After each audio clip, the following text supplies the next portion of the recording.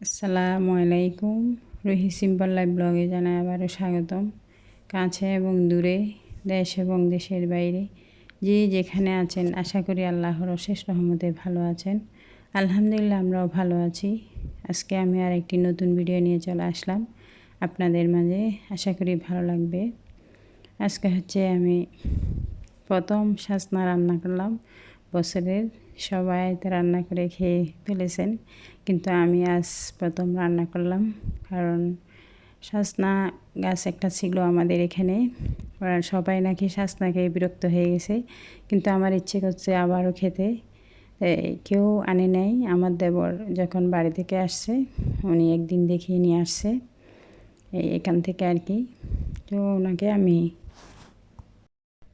তো উনি এখান থেকে ওর ফ্রেন্ড দিয়েছে নাকি, নিয়ে আসছে সাজনাগুলা। তো এখন আমি কাঁঠাল বিচি আর আলু সাজনা নিয়ে নিছি রান্নার জন্য। সাজনাগুলা একদম বড় হয়ে গেছে। কচি সাজনা হলে আরও রান্না করতে সুবিধা হয়। এখন আমি সাজনাগুলা এই ফেটিয়ে তারপর এভাবে খুলে নিব আর কি। এখানে আমি কাঁঠাল বিচিগুলা খুলে নিচ্ছি আগে, খোসা ছাড়িয়ে নিচ্ছি, কারণ কাঁঠাল বিচি ভিজিয়ে দিতে হবে পানিতে।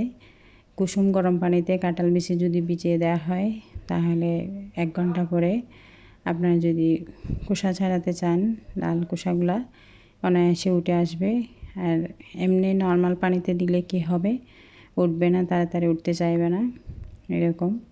এখন আমি সাজনাগুলা তুলে নেব, খোসা ছাড়িয়ে নিব আর কি। এইভাবে ফেটিয়ে তারপর চামচ দিয়ে যখন বড় হয় আর কি বেশি, তখন আমি এইভাবেই নিই।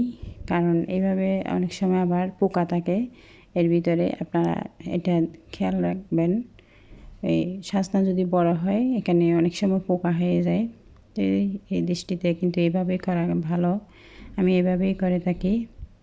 আপনারা মনে হয় খোসাসহ নিয়ে নেন, কিন্তু খোসাসহ না নিয়ে এভাবে নিলেই ভালো। এখানে ছোট ছোট পোকা থাকে সাজনা, বড় সাজনা হলে আর কি। আমার শাশুড়িমা বলতো বড় সাজনা কখনো এভাবে এই খোসা ছাড়িয়ে করবে না, এভাবে ফেটিয়ে তারপর করবে। অর্থাৎ পুরাটা সাজনা রান্না করতে নিষেধ করেছে, এখানে পোকা থাকে। তাই আমি এভাবে আমার শাশুড়ি মায়ের কথা মতো করতেছি। এখন সব সাজনাগুলো আমি এইভাবেই তুলে নিলাম চামচ দিয়ে। তারপর এখানে আলু, কাঁঠাল বিচি এগুলা পরিষ্কার করে নিলাম। তারপর আমি এগুলা নিরামিষ অর্থাৎ মসুরের ডাল দিয়ে একদম কাঁচামরিচ, হলুদ দিয়ে রান্না করব হাতে। কারণ ডালগুলো ধুয়ে নিচ্ছি আমি। মসুরের ডাল একটু বাড়তি করে দিলে স্বাদটা আরও বাড়ে। মসুরের ডাল আমি এখন বাড়তি করে দিয়েছি। তারপরে এখানে আমি এখন হাতে মেখে দিয়ে দিচ্ছি রসুন, পেঁয়াজ। এখন রসুনও অর্ধেক দিব, পেঁয়াজও অর্ধেক দিব, আর অর্ধেক তারপর বাগার দেওয়ার সময় দেব। এভাবে আমি এখন সাজনাটা রান্না করব। রান্নার ফুল কালারটা আমি আপনাদের সাথে শেয়ার করতে পারি নাই, খুবই তাড়ার মধ্যে ছিলাম। খুবই তাড়া, আসলে কী বলবো, গরমে চুলার পাশে যেতে এখন ভয় লাগতেছে, এরকম গরম। তা ওয়াশরুমে গেলে একবার গোসল করতে হয়, রান্নাঘরে থাকলে আরেকবার গোসল করতে হয়, এই অবস্থা, খুবই গরম। আমার কথার মাঝে যদি কোনো ভুল ত্রুটি হয়ে থাকে, প্লিজ আমাকে ক্ষমার দৃষ্টিতে দেখবেন। আর আপনারা যারা আমাকে সাবস্ক্রাইব করেন, প্লিজ, এত নম্বর সাবস্ক্রাইব করেছি, এই আমি বন্ধু হলাম। এই সাবস্ক্রাইবগুলো করাচ্ছি নাগারয় ভালো করার সাথে সাথে, অর্থাৎ বেশি হলে আধ ঘন্টা থাকবে, তারপর কেটে যায়। 1 ঘন্টা বা 2 ঘন্টা থাকে বা আধ ঘন্টা থাকে, এরপরে কেটে যায়। এই গতকাল পরশু আমার প্রায় 10টা সাবস্ক্রাইব কেটে গেছে। এভাবে আপনারা প্লিজ সাবস্ক্রাইব করবেন না। এইভাবে সাবস্ক্রাইব করাচ্ছে না করাই বলো, আমি সাবস্ক্রাইব করলাম অলরেডি, এইভাবেই পরিষ্কার করে বলে দে। কেন ইমোজি আছে, তারপর এমনি আমার কমিউনিটি আছে, কমিউনিটিতে গিয়ে আমাকে বলবেন, এটাই তো বলার নিয়ম। এভাবে বললে তো আমি বুঝি। আপনারা সরাসরি কেন বলেন, এটা আমি বুঝি না।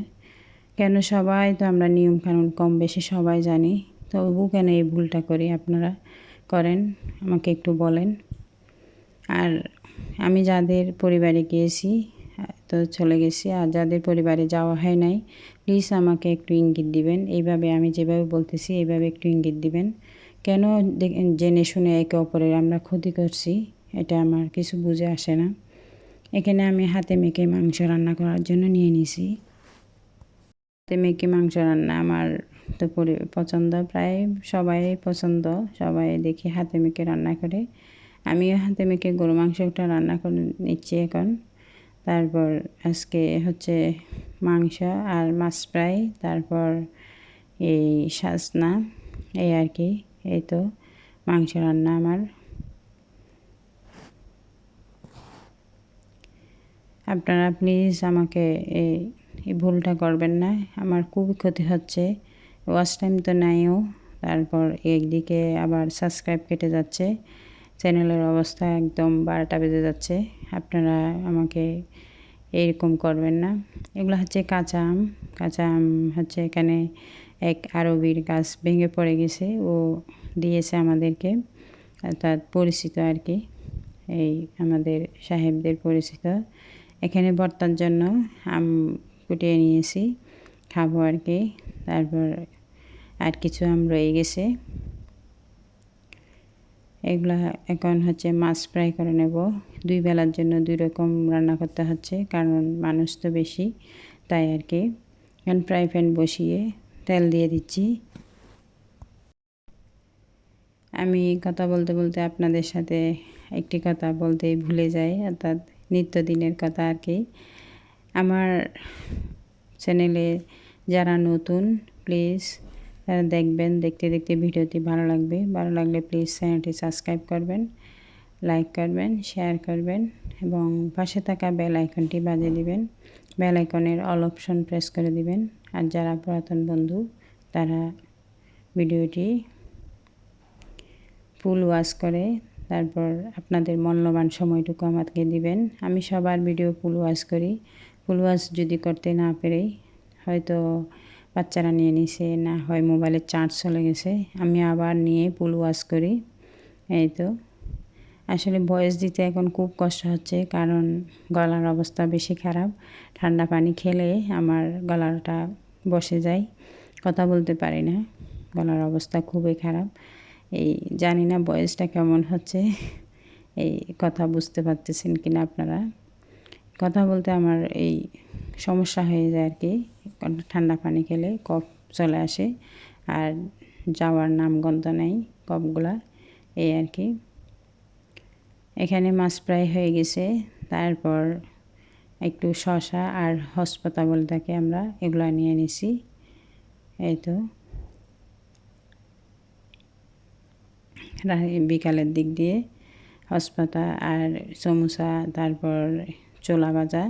ছোলা ভাজা সবাই পছন্দ করে বিকালের দিক দিয়ে। এগুলো হচ্ছে আমার প্রথম নাতনি, আমরা প্রথম নানু হলাম আর কি।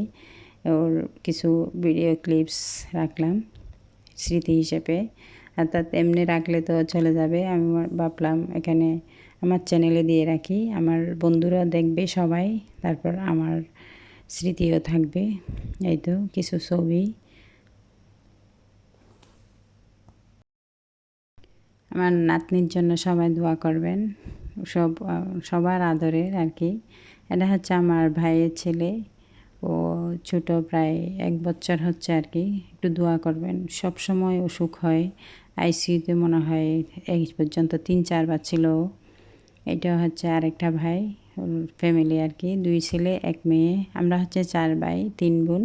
তো সবাই আমার জন্য এই ভিডিও বা ছবি পাঠায়, কারণ আমি তো দেখতেছি না কাউকে, এই আর কি। তা আমি কী করি, এগুলো চ্যানেলে দিয়ে আমার স্মৃতি হিসেবে রাখার চেষ্টা করি আর কি। এখানে হচ্ছে ছোলা ভাজা খাওয়ার জন্য এই পেঁয়াজু বেগুনি এগুলা ছিঁড়ে নিচ্ছি। তারপর বড়রা আমরা ছোলা ভাজা খাবো আর ছোটরা হচ্ছে সমোসা খাবে।